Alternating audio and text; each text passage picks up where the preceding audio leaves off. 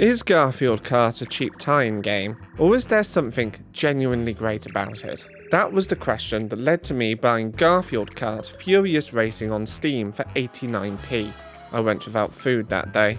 When the first game released in 2013, it was received with a mixture of harsh criticism and wild bemusement. 6 years later it got a remaster, and the reaction was pretty much the same. Despite that, there were people who genuinely enjoyed the game, and that got me curious. So I'm going to take a sincere look at Garfield Kart, saying what I think it does well, and where I think it crashes headfirst into next Monday. My name's Lord Sparrow, subscribe to become happy, and without further ado, let's begin.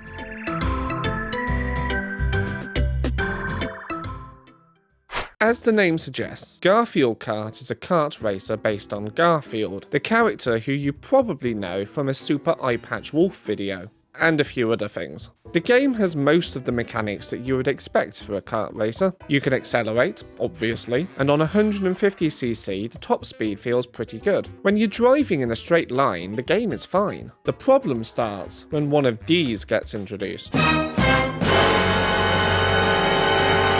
Now for the uninitiated, this is called a turn. It's a staple feature in a lot of kart games, and as such, it's very important that you get them right, regardless of the direction of the turn. Does Garfield Kart handle well?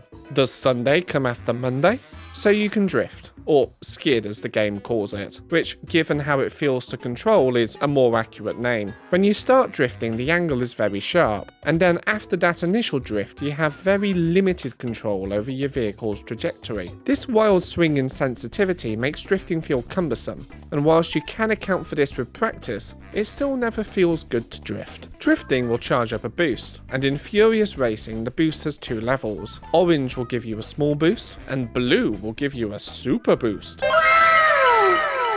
The problem with boosting in Garfield Kart is that it absolutely tanks your handling. Now, boosting should always make handling your kart more difficult. That's a trade-off for a boost in speed after all. But other kart games are more generous with the amount of control you retain, meaning you can adapt your driving to still maintain control of your kart. This increases the skill ceiling of those games. Ironically, by making the effects of boosting more severe and your kart more difficult to control, Garfield Kart actually lowers the skill ceiling. This is because the only skill involved in boosting is knowing when to boost and when not to, because there's almost no way to course correct if you boost at the wrong time. Now, I know it may seem like I'm ragging on the game a lot, and I just wanted to say at this point that I do have positive things to say about this game.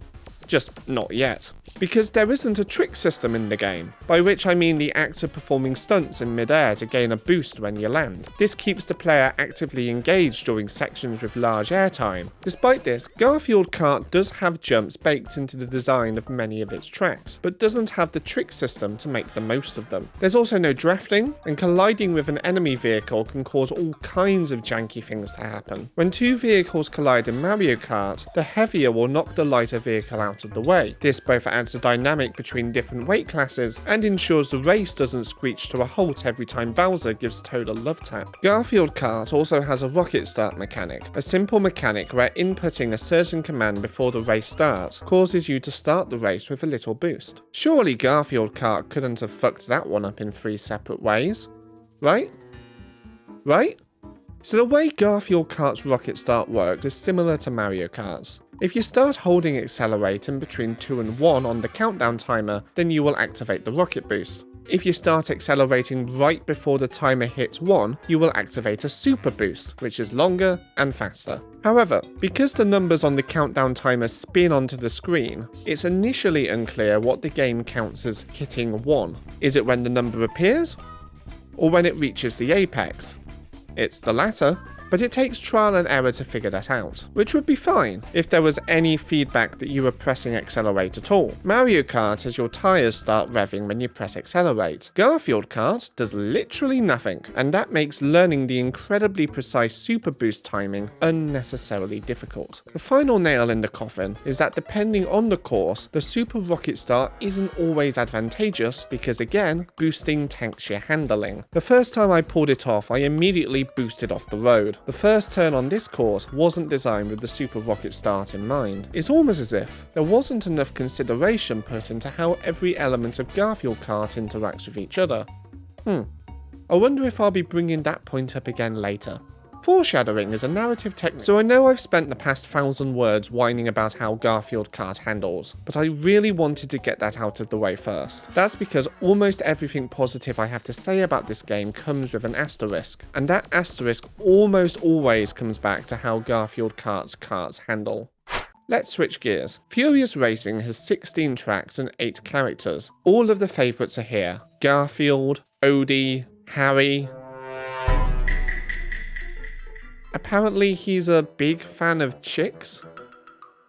I mean, yeah, look at them, they're feckin' adorable. Characters are grouped into 3 different sizes. Normal and Squeak are small, Garfield, Odie and Arlene are medium, and John, Liz and Harry are large. All characters in the same size group have the same base stats. Each character also has a signature kart, which does have unique stats, but in Furious Racing any character can use any kart, so it doesn't really differentiate the characters much, although it does create a lot of combinations for build variety. Finally, there are spoilers of the non-narrative kind, which adds to 2 different stats and takes away from 1. Additionally, there are hats which give you special abilities, such as increasing the effectiveness of certain items or reducing the effects from getting hit by others. Most hats come in 3 tiers: bronze, silver or gold. If you win a certain race on 50cc, then you will have the bronze version. Win the same race on 150cc, and you will have the gold version. Each character has a unique hat that only they can use, and then there are 8 general hats that anybody can use. The unique hats do differentiate characters in the same size class, and the hat system allows for further customization that can affect your racing strategy. This is a unique thing for Garfield Kart, and is unironically a really cool idea. Unfortunately, the hats aren't very well balanced, with some abilities being amazing and others nigh useless. Getting more boost from your lasagna? Awesome. 30% reduction in the amount of time the pillow affects you. The pillow only puts you to sleep for 2 seconds. It's comparatively useless. Also, some hats are the same regardless of if you use the silver or gold version, such as John's unique hat. There's also no advantage to going hatless, which means you are at an objective disadvantage until you unlock a hat. All of this limits the strategic potential and build variety that the hat system theoretically allows for. It's a great idea, let down by subpar execution. My favourite video game shortcoming. There are 16 tracks in total, which may not sound like a lot, but given this is a budget game, it's fine, at least on PC. Now, most of the tracks have decent layouts, with some courses even having sections where the track has multiple routes. Sections which also manage to not have one route be obviously better than the others. Yoshi Valley should take note. However, none of the tracks are particularly memorable, and to explain why, I have to go on a quick tangent. The best Mario Kart tracks have themes that complement the mechanics of the course. An obvious example is Mount Wario, which is a noun, not a verb. The course is set on a mountain, so you start at the top and end at the bottom. Waluigi Pinball is themed after a pinball machine, so mechanically you start by shooting up the pinball delivery chute thingy-mabob, and you end up by avoiding pinballs on an actual pinball table. Theme complements mechanics, and vice versa. Garfield Kart rarely does this, and the best tracks in the game are the handful of occasions where it does. Sneaker Peak is set on a mountain, so you ascend and descend the mountain, navigating winding paths and shifting terrain as you go. It's one of the better courses in the game. But then there's Crazy Dunes, which is anything but. Despite being a desert track, you drive on an asphalt road. And I know some deserts have those, but so do most courses in the game. It means that besides this collapsed pillar at the beginning, the desert theming does nothing to affect the mechanics of the course. It's not really a desert track, rather just a track set in a desert. The worst offender to me is Casco Park. Cascoyu? It's the fucking skate park level. Now, this level isn't bad because the theme doesn't complement the mechanics. It's a skate park, so there are lots of jumps everywhere. But because taking the jumps actually slows you down. The optimal route is ignoring the level's unique mechanic entirely. If there was a trick system, this might be different, but there's not, so it isn't. My least favourite course in the game. Because the themes of Garfield Kart's tracks rarely complement their mechanics, most tracks just feel bland. It doesn't help that the game looks like a PlayStation 2 game upscaled to HD. The music in this game is also baffling, not the individual tracks themselves. They're all pieces of music from the Garfield TV show, but some of the choices for which song to play on each level are just weird. Some of them work fine. The song for Loopy Lagoon fits the level and is kinda catchy. The song incorporates cat meows into the composition, which is a fun touch. But then there's Play Misty for me, which is a course set in a moody lighthouse. Look at this course and imagine what piece of music accompanies this track. Well, you're wrong, because the correct answer is the Garfield Show theme song, an upbeat jazzy song which fits better with literally any other course in the game. But it's here, and only here. Why? I'm not going to play that song or any of the music from this game, because I don't want Jim Davis to knock on my door with his lawyers and sue me for more than I will ever earn. So again, I've been mostly negative about the tracks, but I've left out one key aspect, the shortcuts. But to fully understand the shortcuts of this game, we must first talk about the items. Most of the items are reskinned versions of items from other games. The lasagna is the mushroom from Mario Kart, giving you a boost. Perfume is the star power-up. The pie is both the green shell and the banana. Wait, both of them? So Garfield Kart has a unique item mechanic. Some of its items will do completely different things, depending on whether you fire them backwards or forwards. The most obvious example is with the spring. If you use it, quote-unquote, forward, you will bounce into the air, allowing you to jump over gaps and obstacles. Firing it behind you will leave a landmine that will spring anyone who drives into it into the stratosphere, or close enough. This broadens each item's utility considerably, deepening the tactical decision making that goes into using each item. It's a really cool idea that, as far as I can tell, is completely unique to Garfield Kart. And before you say it, yes, some of Mario Kart's items have different firing arcs if you fire them backwards or forwards, but the banana doesn't become an apple depending on your choice. It remains the same item. Sonic Transformed has the pufferfish, which does change if you fire it forwards or backwards, but that's just one item. Let Garfield Kart have this one thing, okay? You're probably expecting a but here, a big old however, but I don't have one. I do wish this directional context applied to more items, and I genuinely hope another kart racer expands on this idea in the future, but really, I have no additional notes. Okay, I do have a few notes. So first off, you can't hold items behind you in Garfield Kart, which means you actively have to drop items behind you to block incoming attacks. This makes defensive play a more active experience, and theoretically allows for a higher skill ceiling. Theoretically. Problem is, the alert for when there's an incoming item is so incredibly subtle that it's very easy to miss. The icons are small and unassuming. They could have done with a highlight to make them stand out a bit more. There is an alarm that plays if an item gets closer, but it's so quiet in the audio mix that you can easily miss it.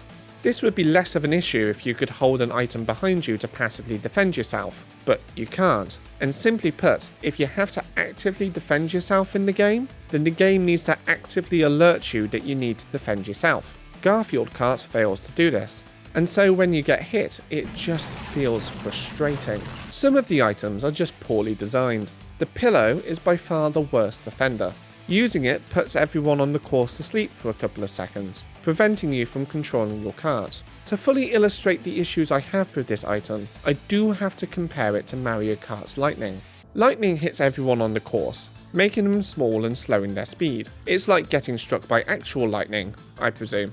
But unlike actual lightning, the effect wears off after a few seconds, with first place being the longest affected and last place being barely affected at all. When you get hit by lightning, the state of play changes. Those who are smaller have to actively avoid being squashed by players behind them, who will always return to normal size before them, whilst also positioning themselves to best take advantage of the small time that they'll be larger than the players in front of them. It is actively engaging both for those who are using the item and those who are hit by it. Because the pillow stops the car completely, those who are hit can do nothing but stop playing for a second or two. and the amount of time you're affected by it is so short that the user can barely capitalize on the advantage. Getting hit by lightning is tense and engaging. Getting hit by the pillow is sleep-inducing. I know I said the spring's multiple utilities were cool, but unfortunately, the tracks are not designed with the spring's bounce arc in mind. There are walls and gaps in the game which are clearly begging to be hopped over, but often the input required to jump over them is so precise that executing the hop just feels cumbersome. A lot of the gaps you can hop over are U-turns, and because you can't turn your car much in mid-air, it means that upon landing, I'm often facing the wrong way and have to course correct, slowing me down and making me wonder why I even went to the effort. Which is a question I ask myself every day of my life, and I don't need Garfield Kart to remind myself of existential dread. Anyway, on the occasion the spring works as intended, I feel like a genius, but I often find myself just dropping the springs behind me. As such, the spring item ends up feeling like a worse version of the pie. I could nitpick every item, but honestly the rest of them are fine. I will quickly mention the magic wand. It fires a slow-moving projectile which swaps your position with whoever it hits. It's harder to hit at long ranges, but the payoff is also much higher if you do land a hit. It's actually quite well designed. If only the rest of the game was. With all that being said, let's finally return to shortcuts. Shortcuts in Garfield Kart come in two varieties. There's the aforementioned spring jump kind, and then there's your classic off-road shortcut. Try to drive off-road and it will obviously slow you down, but boost over it and the slowdown is nullified, thus creating shortcuts.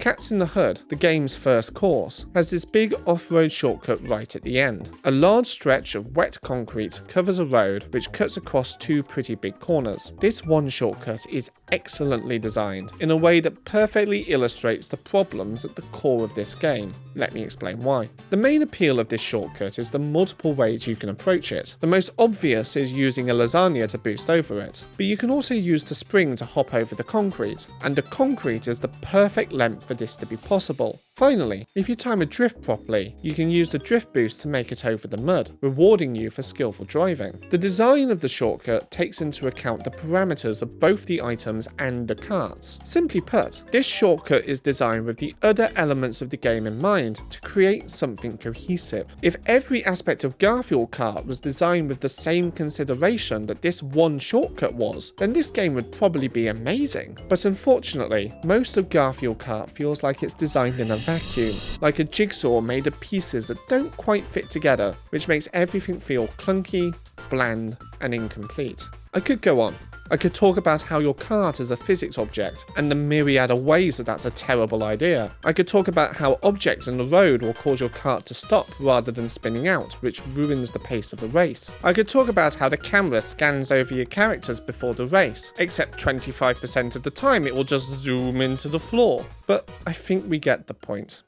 You know, the more I analyse what makes games good, and how seemingly disparate aspects of a game's design can either elevate or ruin each other, the more I become convinced that game designers are fucking wizards. That's an adjective, not a verb. Is Garfield Kart a cheap tie-in game? Honestly, it's complicated. It's clear that some degree of effort was put into the game, at least conceptually, and I can absolutely see why someone would like the game. There were some really cool and unique ideas that are held back by cumbersome kart handling and subpar audio-visual design. Garfield Kart's biggest flaw is that there's a lack of consideration for how every element fits together, from the design of the tracks all the way to the bizarre music choices. This game has potential, which makes the Furious Racing remaster even more frustrating. As mentioned, Furious Racing is a remaster of the first game, but despite releasing a full Zelda development cycle later, it has fixed none of the underlying issues. All it really did was update the graphics